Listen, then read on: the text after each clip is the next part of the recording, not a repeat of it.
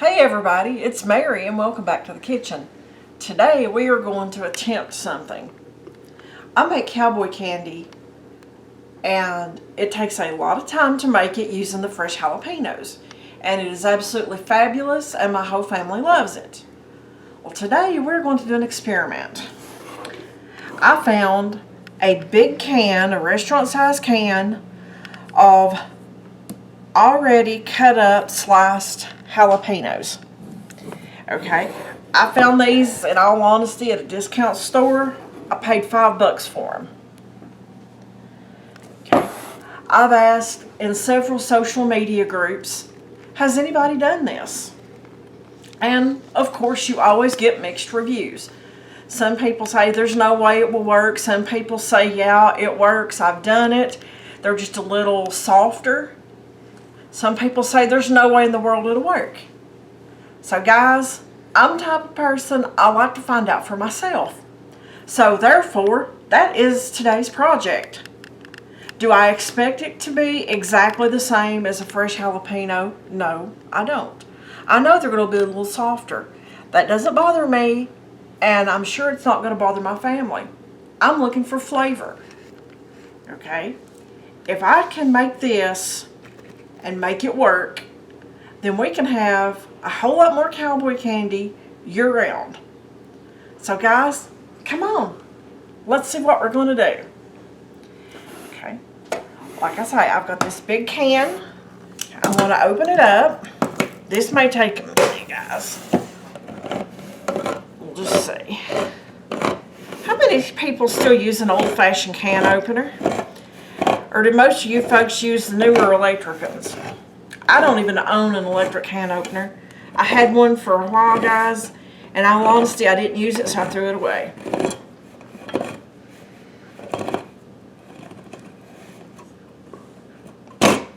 Okay, let me pry that up. One thing you always have to do whenever you're messing with cans like this is be careful, because this is super sharp. Okay, those are big slices. Okay, what I'm going to do, folks, I'm going to take these to the sink. I'm going to drain the brine off of them, and I'm going to rinse them really well. Okay, but before I do that, I'm going to see what the flavor is, and I'll probably keep 2 or 3 out. Let's see what this is.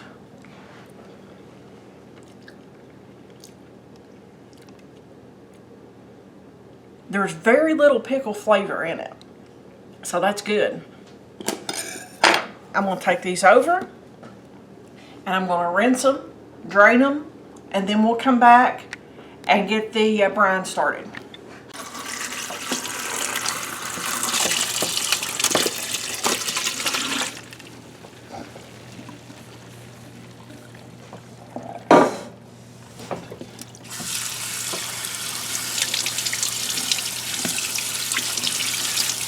Okay, I just got done rinsing the liquid off of the peppers that was in the can. Okay, I turned my pot on right here, and I'm going to put the ingredients in it. Now folks, I'm going to follow the same brine recipe that I use for my cowboy candy. Okay, there's going to be a little difference in how I process it. Okay, my normal brine is for a single batch, and it's for 3 pounds. Well, that is a 6-pound can. So right off the bat, guys, I'm going to double it because I don't want a bunch of jalapenos just sitting in the refrigerator, because unless they're like cowboy candy, we really don't eat them.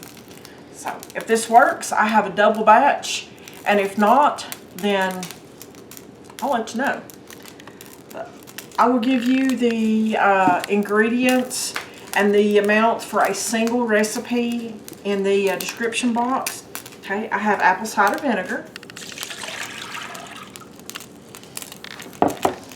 Okay, folks, I have sugar. I realize this is a lot of sugar, as my son was commenting while I was measuring it out.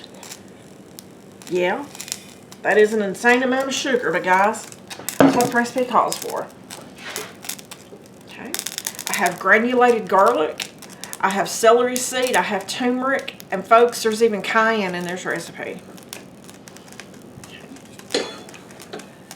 Put this in here, and I'm going to bring it up to a boil. Okay. And once it comes to a boil, on my regular recipe, I'm supposed to let it simmer for 5 minutes and then put fresh jalapenos in there and let it simmer again. Well, I'm going to skip part of those steps since my jalapenos are already cooked because they were canned, so they're already cooked. So I'm going to let this simmer for about 10 minutes once it comes up to a boil and I reduce the heat. That way it starts to get a little thick like the syrup is supposed to. And then after that I'm going to add my peppers to it and stir just enough to get it blended, and then we're going to put it in jars and process it. So that's one major difference, is we're just going to adjust the cooking times.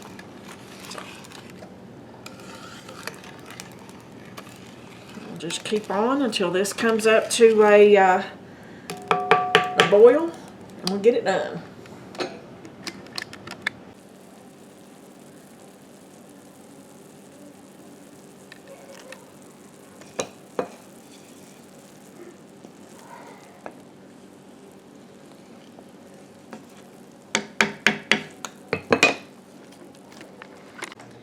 Okay, this has been simmering for about 10 minutes or so.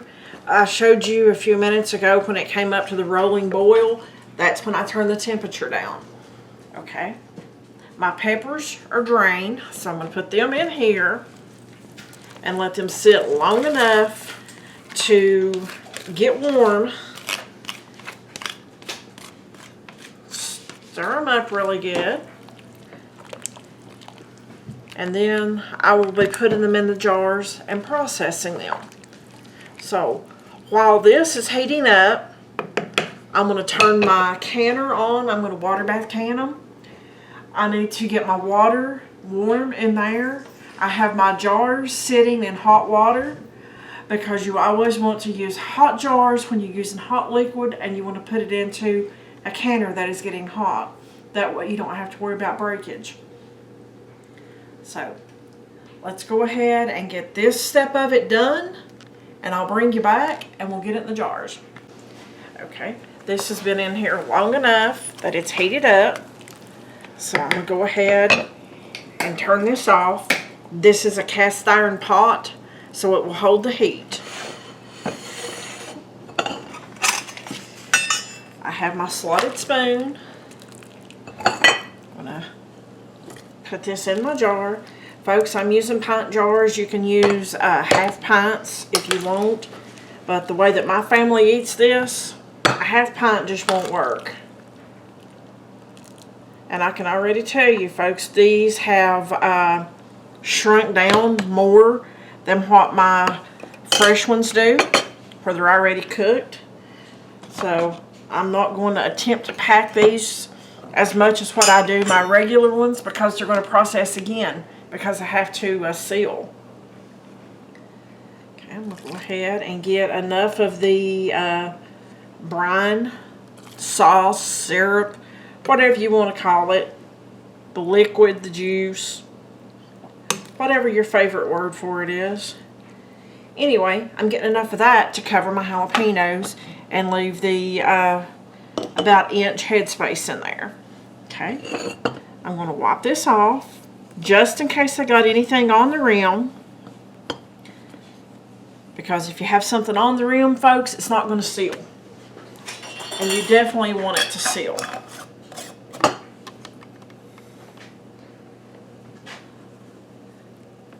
Okay, this is finger tight. Okay, and I'm putting it over inside my canner. I know it isn't covered with water yet, folks, but as you add each jar in there, it raises your water level. So I don't want to cover, or I don't want to have enough water in there to cover the jars when I start. Otherwise, it's going to be overflowing. I think I'm probably going to have a whole lot more syrup than actual Cowboy candy here. but that's okay. We'll use that too.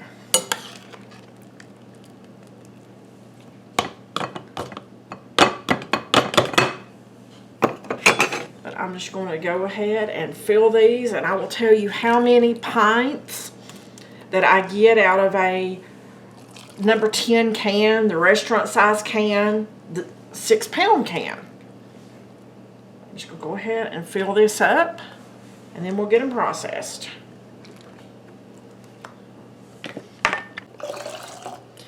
Okay, I got 3 full pints and I done 2 half pints. So what I'm doing now is, you see this leftover syrup right here? This is liquid gold, folks. There's so much you can do with this. So what I'm going to do right now is I'm going to go ahead and I'm going to can it up. That way I save it, and I will be using this for future projects. So look for that.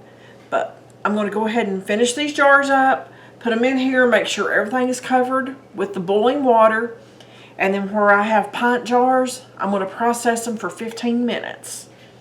And then we'll take them out, and guys, we've got something really good. Okay, my timer just went off for water bathing my Cowboy candy and my syrup.